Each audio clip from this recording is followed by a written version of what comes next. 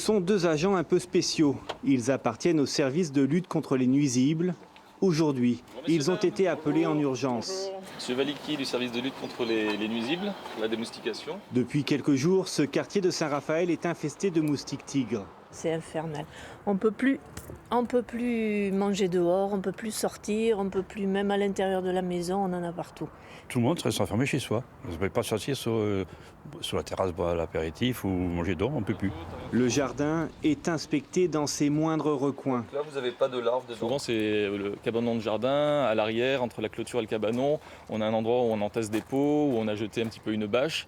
C'est justement cette bâche ou ces pots qui, à chaque fois qu'il pleut, va se remplir. Le moustique tigre, lui, il arrive à la dénicher et il va se mettre dans les moindres petits replis de la bâche, pondre ses œufs. Toutes les maisons aux alentours sont prospectées. Le moustique tigre a un champ d'action de 50 mètres. Chez le voisin, un récipient oublié le long du mur. Il y avait ce petit vase qui était dans un coin du jardin qui a récupéré les eaux de pluie. Du coup, ça fait une certaine quantité d'eau stagnante. Les moustiques sont allés à l'intérieur, ont pondu des œufs. Donc une petite quantité d'eau comme celle-ci suffit à générer des centaines de moustiques par semaine. Et les découvertes vont s'enchaîner.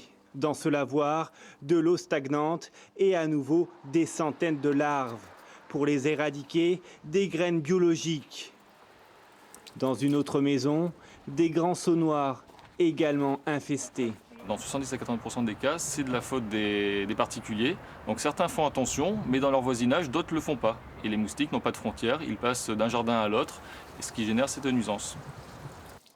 Des gestes simples, mais qui permettent d'éliminer la quasi-totalité des moustiques.